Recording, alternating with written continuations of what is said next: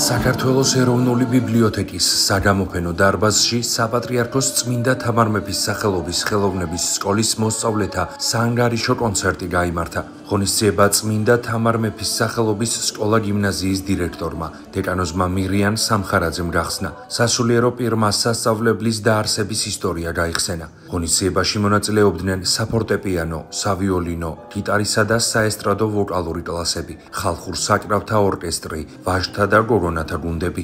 ღონისძიების ფარგლებში სამხატვრო სტუდიის მოსწავლეთა ნამუშევრების გამოფენაც მოეწყო. დღევანდელ დღეს საქართველოს საპატრიარქოს წმინდა თამარ მეფის სახელობის ხელოვნების სკოლა წარმოადგენს თავის საანგარიშო კონცერტს მშობლების, პედაგოგების და თბილისის საზოგადოების წინაშე. ეს არის ტრადიციული საანგარიშო კონცერტი, რომელიც ყოველწლიურად ტარდება. ტარდებოდა სანამ ერთი ადმინისტრაციის ქვეშ იყო გაერთიანებული ეს სამი სასწავლებელი, სამი მიმართულება და გრძელდება იმის შემდეგაც, როდესაც ხელოვნების სკოლა ჩამოყალიბდა როგორც დამოუკიდებელი იურიდიული პირი. დიდია წარმატებები ამ ხელოვნების სკოლისა, როგორც შიდა სასკოლო მიმართულებით, ასევე დიდია წარმატებები საქართველოს მასშტაბით. ჩვენ გვყავს უკვე რამოდენიმე მოსწავლე, რომლებიც საერთაშორისო ფესტივალის ლაურეატები არიან.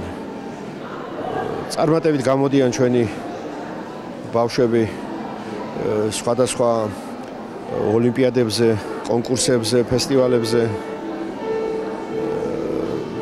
დაემატა ახალი მიმართულებები, როგორც არის საესტრადო ვოკალი და გიტარა, ასევე თეატრალური ხელოვნება.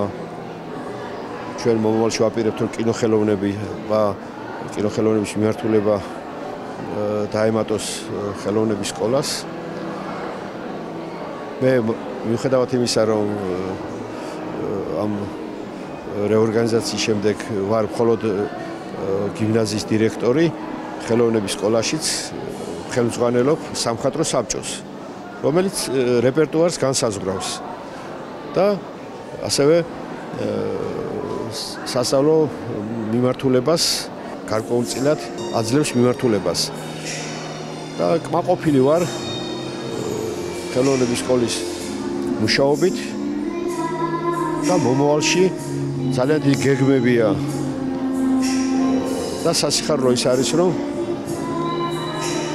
საქართველოს საპატრიარქოს დღეისათვის აქვს შესანიშნავი სახელოვნებო სასწავლებელი ხელოვნების სკოლა, რომელიც უკვე კონკურენციას უწევს 100-წლოვან სამუსიკო და სახელოვნებო სკოლებს დედაქალაქში. ეს განაპირობებს იმას, რომ ჩვენ მომავალში უფრო მეტი წარმატებები გვექნება და ეს არის ჩვენი პატრიარქის ლოცვა კურთხევით, ეს არის ჩვენი პატრიარქის ზრუნვით, რომელმაც თავის დროზე დაინახა აუცილებლობა იმისა, რომ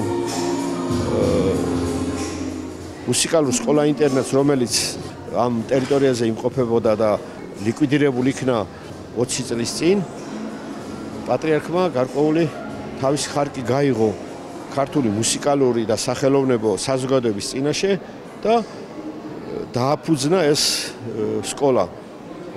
ახლა თქვენ წარმოიდგინეთ, რამოდენა საქმეს აკეთებდა ეს მუსიკალური სკოლა-ინტერნატი, როდესაც ხდებოდა მოძიება ხელოვნების ნიჭის მქონე ბავშვებისა მთელი საქართველოს მასშტაბით და დღევანდელი ოპერისა და ბალეტის სახელმწიფო თეატრის ორკესტრი და ასევე სახელმწიფო სიმფონიური ორკესტრი თითქმის 70% დაკომპლექტებულია იმ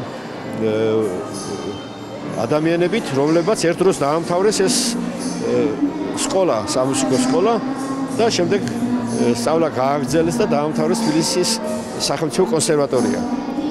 დღეს ჩვენი 4 მოსწავლე სწავლობს კონსერვატორიაში და 8 მოსწავლე სწავლობს სამხატვრო აკადემიაში. აი ესეთი შედეგები აქვს ამ ხელოვნების სკოლას და ჩვენ გვიხარია რომ ეს პატრიარქის ლოცვა-კურთხევით არის ყველაფერი და როცა ხშირად ვისვამენ ხოლმე კითხვას თუ რას აკეთებს საპატრიარქო, აი დღეს ნახავს ყველა საზოგადოება თუ რა შედეგი, რა ნაყოფი შეიძლება გამოიღოს პატრიარქის ლოცვა-კურთხევამ და მისმა ძალისხმევამ.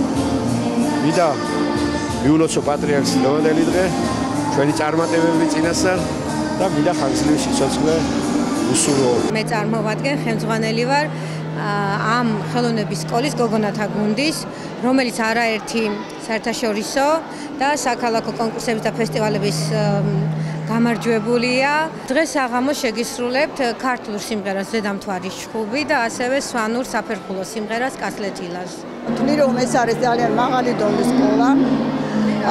ჩემს კლასში ირიცხება მესამე კლასელი მოსწავლე შამათავა ილია, რომელიც პირველი კლასიდან გამოირჩევა შესრულების მაღალი დონით. იგი მონაწილეობს საერთაშორისო კონკურსებში და მუდმივად აღწევს წარმატებებს. გვაქვს პირველი ადგილი, ან მეორე ადგილი იშვიათად. მონაწილეობს გალა კონცერტებში. შაშან ასეთი კონკურსი იყო 3. სამივეში გამარჯვებული ვიყავით. წელს 4 კონკურსი იყო.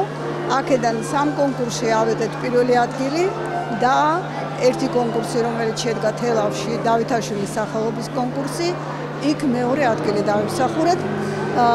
დანარჩენი 3 კონკურსის პირველი ადგილი დანარჩენ 3 კონკურსში ავედეთ პირველი ადგილი.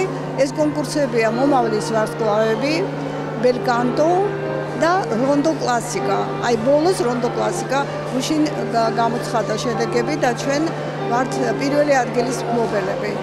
ამჯერად გვაქვს საჩვენებელი კონცერტი, საანგარიშო კონცერტი და იმედი მაქვს, რომ ის კარგად შეასრულებს. მოხარული ვარ რომ ვუკრავ ამ კონცერტზე და დღეს მე შევასრულებ ანდანტე კატაბილეს, დავით ტურიაშვილის და ბურატინოს, კახა ცაბაძის ბურატინოს შევასრულებ. მე მღერი ვარ კონცერტზე შატილის ასულოს, მრავალჟამიერს და წყაროსთავზე გოგომიტის. მე ამ კონცერტზე ვიყავ მონაწილეობას 3 წელია. ძალიან მოხარული ვარ კონცერტში რომ ვიყავ მონაწილეობას. ჩვენ კახეთში თელავში კონკურსში მივიღეთ მონაწილეობა, სადაც გამარჯვებულები აღმოჩნდა მესამე ადგილას გავედით და მე დავდივარ ხელოვნების სკოლაში, სადაც ვარ გიტარის წრეში მოხვედრილი. ჩემი პედაგოგი არის ნინო ამირანაშვილი და მე მოხარული ვარ იმით, რომ ამ წრეში მოვხვდი და ამ სკოლაში ვარ. დღეს იყო საანგარიშო კონცერტი ეროვნულ ბიბლიოთეკაში, საქართველოს ეროვნულ ბიბლიოთეკაში. ყველამ უნდა დაუკრა სიმღეროს და თავიანთი საქმე უნდა ჩააბაროს სკოლას. გამოცდასავით არის. მე ამ საანგარიშო კონცერტზე დაუკრავდი ბახის პატარა პრელუდია, რომელიც დომინოშია ასე ვთქვათ გამოშვებული და შემოდგომის დღეში, რომელიც არის პარფიანობის მეორფერი იგნიდან. შეგახსენებთ, რომ საქართველოს საპატრიარქოს წმინდა თამარ მეფის სახელობის ხელოვნების სკოლა სრულიად საქართველოს კათოლიკოს პატრიარქის ლოცვა-კურთხევით ლოტკინის დასახლებაში 2009 წელს დაარსდა. თავდაპირველად ერთი ადმინისტრაციის ქვეშ იყო გაერთიანებული ზოგად საგანმანათლებლო სკოლა, სახელოვნებო მიმართულება და პროფესიული საგანმანათლებლო პროგრამები. 2020 წლის სექტემბრიდან სრულიად საქართველოს კათოლიკოს პატრიარქის ბრძანებით სახელოვნებო მიმართულება ჩამოყალიბდა როგორც დამოუკიდებელი იურიდიული პირი საქართველოს საპატრიარქოს წმინდა თამარ მეფის სახელობის ხელოვნების სკოლის სახელით. დღეისათვის ამ საგანმანათლებლო სივრცეში არის საფორტეპიანო, სავიოლინო, საესტრადო, ვოკალის, ჩელოს, გიტარის, ხალხური საკრავების, ფოლკლორის, ფერწერის და თეატრალური ხელოვნების განყოფილებები. ასევე არის ვაჟთა და გოგონათა გუნდები. აღსანიშნავია, რომ სკოლაში ერთად სწავლობენ და ცხოვრობენ მუსლიმი და ქრისტიანი ბავშვები. განათლებას იღებენ მოსწავლეები როგორც თბილისიდან, ისე აჭარიდან, ჰერეთიდან, ფერეიდნიდან და საქართველოს სხვადასხვა კუთხიდან. აქ 350 მოსწავლე სწავლობს. სადღეღამისო კამპუსში კი ხელოვნების ნიჭით გამორჩეული 50-მდე ბავშვი ცხოვრობს.